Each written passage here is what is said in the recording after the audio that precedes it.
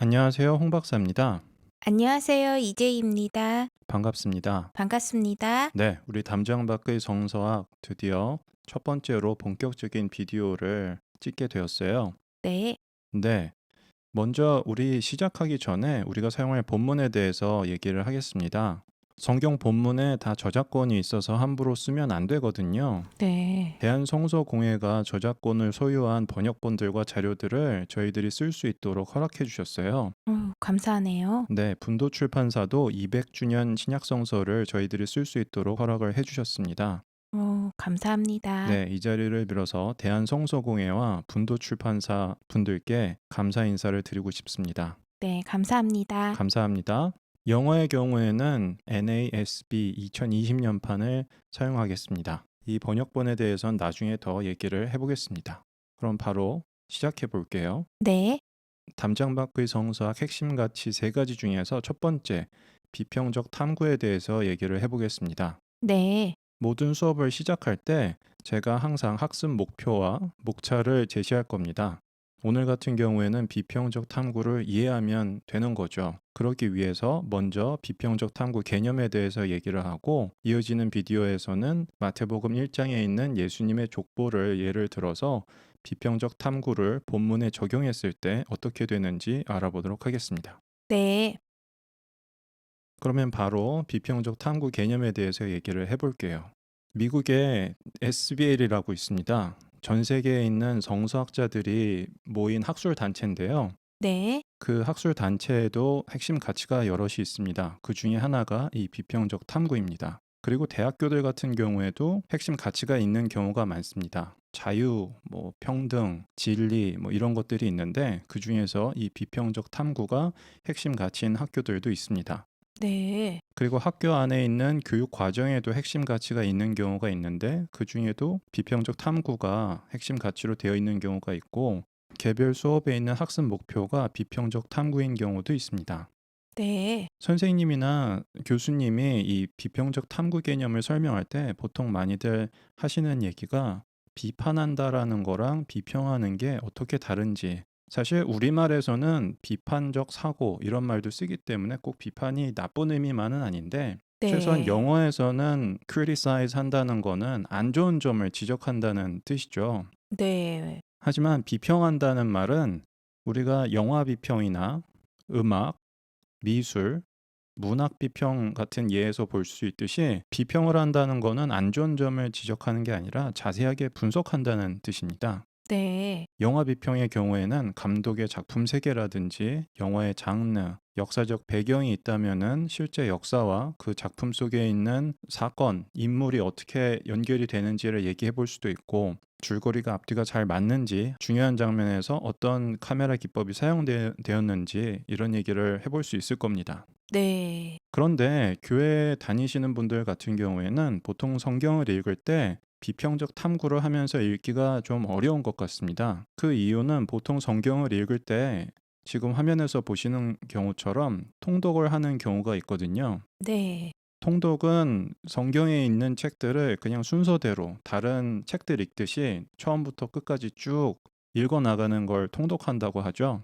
네. 통독에도 장점이 있습니다. 다 읽으면은 그 읽었다는 성취감이 있기도 하고, 또 규칙적으로 읽어 나가게 되기 때문에 자기가 이렇게 얼마나 진도가 나가는지 알 수가 있고, 또 성서에 익숙하지 않은 분들 같은 경우에는 성서에 있는 내용, 성서에 있는 이야기들이 대체로 어떻게 진행되는지를 쭉쭉 읽어 나가면서 이해할 수 있기 때문에 도움이 될 수 있습니다. 네. 하지만 비평적 탐구를 할 때는 이런 식으로 읽지 않습니다. 그럼 어떻게 읽죠? 작은 본문을 집중해서 아주 분석적으로 읽게 되죠. 네. 그리고 교회 다니시는 분들 같은 경우에는 성경을 묵상하시는 경우가 많은데, 묵상을 한다는 거는 성경책만 가지고 하시는 경우도 있고, 묵상을 위한 자료들이, 이렇게 책들이 시중에도 많이 나와 있잖아요. 네. 네. 묵상을 한다는 건 보통 작은 본문, 이렇게 쭉 있으면, 본문이 있으면 그 중에서 몇 줄 정도만 깊이 있게 들여다보는 거를 보통 묵상한다고 하죠. 네. 네. 교재를 사용하는 경우에는 그 본문이 있고 그 밑에 적용이라는 부분이 있습니다. 그쵸. 그래서 그 본문이 오늘 나의 삶에 혹은 우리의 삶에 어떤 의미가 있고 내가 기독교인으로서 어떻게 살아야 하는지 이런 걸 찾아내는 게 목적이 되죠. 네. 비평적 탐구를 하는 것과는 조금 다를 수 있습니다. 왜냐하면 비평적 탐구는 본문을 굉장히 분석적으로 깊이 있게 들어가서 보는 건데 그거를 할 때 꼭 이 본문이 나한테 혹은 우리한테 지금 어떤 의미가 있는지를 찾아 나간다기보다는 원래 역사적인 맥락에서 어떤 의미였는지를 찾아내는 게 주요 목적이거든요. 그럼 그렇게 읽었을 땐 우리한테 어떤 유익이 있나요? 일단 옛날에 어떤 일이 있었는지 이 본문이 옛날의 역사적인 맥락에서 어떤 의미였는지를 찾아내는 과정을 통해서 우리가 배우게 되는 것들이 있고요. 네. 제가 방금은 과거의 맥락, 과거에 있었던 그 의미를 찾아내는 게 정서학의 주요 목적이라고 말씀드렸지만 사실 정서는 지금의 사회에서도 많은 영향력을 갖고 있기 때문에 그 정치인들도 많이 사용하는 경우도 있고 교회 제도라든지 여러 가지 사회 문제들하고도 연결이 되어 있기 때문에 그런 것과 관련해서 정서학자들의 연구 성과가 도움이 되는 경우도 있고요. 현대의 문제들의 정서학의 성과를 적용하는 데에 좀 더 특화된 그런 방법론들도 있습니다. 우리 담장 밖의 성서학에서도 상위 수업, 300번대 수업에서는 그런 내용을 다룰 예정입니다. 네. 네. 그래서 제가 이 비디오에서 말씀드리고 싶은 거는 비평적 탐구라는 게 뭔가 그 부분인데요. 간단하게 말씀드리면은 자세히 읽는 겁니다. 음. 이렇게만 말씀드리면은 좀 와닿지 않으실 것 같은데 그래서 제가 몇 가지만 예를 들어봤습니다. 네. 첫 번째로는 비슷한 본문을 비교하는 경우들이 많이 있습니다. 성경에 보면은 비슷한 이야기들을 하고 있는 본문들이 여러 가지가 있는 경우가 있습니다. 음. 예를 들어서 히브리어 성서, 구약 성서 안에서는 사무엘기, 열왕기, 역대기에 있는 그런 사건들이 그 비슷한 내용이 나와 있는 경우들이 있어요. 네. 신약 성서에 있는 복음서들, 예수님 이야기들도 같은 내용인데 다른 복음서에 나와 있는 경우들이 있죠. 관점이 다르게 적힌 걸까요? 관점이 다르게 있는 경우도 있고 지금 화면에서 보시는 것처럼 만약에 비교를 하게 된다면은 비슷한 사건, 똑같은 사건인 것 같은데 뭔가 얘기할 때 조금씩 달라지는 부분들이 있는 것 같기도 하고 그럴 때가 있거든요. 네. 그래서 대한성서공회에 가보시면 네. 평행 본문 보기라는 기능이 있습니다. 네. 크게 보면은 두 가지가 있어요. 네. 하나는 구약 성서에 있는 방금 말씀드린 사무엘, 열왕기, 역대상, 하에 있는 이야기들을 서로 비교할 수 있게 되어 있습니다. 그리고 신약 성서 안에서는 복음서들을 비교할 수 있게 그런 기능이 있어요. 그래서 예를 음. 들면은 역대지랑 사무엘에 있는 본문을 보여드리고 있습니다. 네. 네, 그래서 이 두 가지 본문들을 보면서 어느 부분이 똑같고 어느 부분이 다른가, 다른 부분이 있다면 왜 다를까? 그런 것들을 생각해 보는 거죠. 그렇네요. 이런 게 굉장히 많습니다. 신약 성서 안에도 예를 들어서 주기도문 같은 경우에도 마태복음에도 있고 누가복음에도 있거든요. 그 오. 둘을 비교해 보시면 다른 점들이 꽤 많습니다.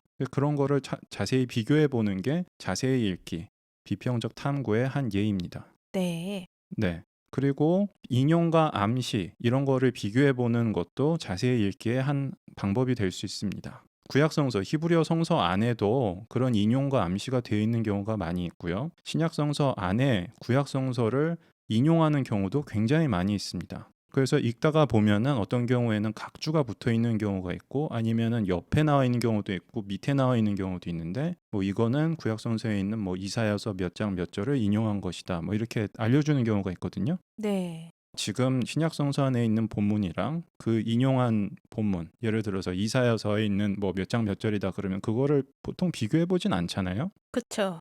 예, 그런 거를 실제로 해보는 거죠. 비교를 하면서 어디가 같고 어디가 다른가, 다르다면 왜 다를까, 뭐 그런 생각을 해보는 거죠. 네.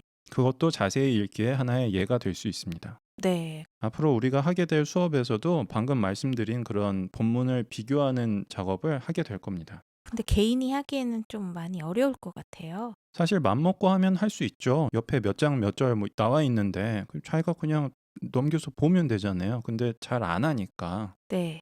한번 해보면 어떻게 되는지 해보자는 얘기입니다. 네. 네. 그리고 세 번째로는 본문의 형태와 장르를 탐구하는 것도 성서학의 아주 중요한 분야입니다. 음. 성경책 안에 책들이 많이 들어가 있잖아요. 네. 그래서 장르도 굉장히 여러 가지가 들어가 있죠. 네네. 네. 시도 있고 뭐 역사적인 문서들도 있고 뭐 많이 편지도 있잖아요. 있고요. 편지도 있죠. 마침 제가 준비해 온 예가 편지입니다. 음. 바울의 편지들을 보면은 가톨릭에선 바오로라고도 하는데 어쨌든 바울의 편지들을 보면은 처음에 인사말이 나오는데요. 이 인사말을 그렇게 자세히 들여다보는 경우는 많지 않은 것 같아요. 네. 그런데 어떤 장르를 탐구한다는 거는 그 장르 안에 있는 많은 예시들을 연구를 한다는 뜻이거든요. 네. 네, 편지 같은 경우에도 바울 당시 그리고 그 앞이랑 뒤에 한 몇백 년 사이에 사람들이 편지를 어떻게 썼었는지 이런 것들을 조사해 보면은 알 수 있게 되는 부분들이 있죠. 예를 들어서 지금 보고 계신 은혜와 평화가 여러분에게 있기를 바랍니다. 라는 바울의 인사말은 당대 많이들 쓰던 인사말이 아니라 바울이 만든 인사말이에요. 아. 신약 성서 안에는 당시 사람들이 흔히 쓰던 그런 인사말이 들어가 있는 편지들도 있긴 있습니다. 아. 네. 하지만 이런 부분을 우리가 평소에 읽을 때 자세히 읽기는 좀 어렵잖아요. 네. 그래서 이런 부분은 좀 전문적인 연구의 분야죠. 음. 네. 그리고 이런 걸 생각하면서 예를 들어서 로마서의 경우를 보면은 은혜와 평화가 여러분에게 있기를 바랍니다가 굉장히 나중에 7절에 나오는데요. 네. 우리가 가지고 있는 모든 고대의 편지들을 다 들여다봐도 인사말이 이렇게까지 긴 경우가 없다고 합니다. 어. 그러니까 이게 그런 편지라는 장르 안에서 굉장히 새롭고 어떻게 보면 충격적인 방식의 인사말이라고 할 수 있죠. 이렇게 길게 되어 있으니까요. 네. 지금 이 인사말에서 바울이 무엇을 하려고 하는지 제가 자세히 말씀드릴 필요는 없을 것 같지만 그냥 보기만 해도 바울의 다른 편지들이랑 비교해도 바울이 로마 사람들에게 썼던 이 편지의 인사말이 뭐 범상치 않다는 거는 알 수가 있게 되죠. 네. 그리고 넘어가서 역사적 배경을 탐구하는 것도 자세히 읽기, 비평적 탐구의 하나의 방법이 될 수 있습니다. 음. 고고학 자료, 비문, 고대 문서들을 연구하면서 성경에 대해서 좀 더 자세히 알 수 있게 되는 거죠. 그렇겠네요. 네, 그렇습니다. 음. 그래서 정리를 하자면은 비평적 탐구를 한다는 거는 성서 본문을 자세히 읽는다는 뜻입니다. 네. 네. 그러면은 이어지는 비디오에서는 비평적 탐구를 본문에 적용했을 때 어떻게 되는지, 우리가 뭔가 새롭게 발견하게 되는 것들이 있는지 이런 얘기를 해보려고 합니다. 네. 기대가 되네요. 네, 감사합니다. 감사합니다. 수고하셨습니다.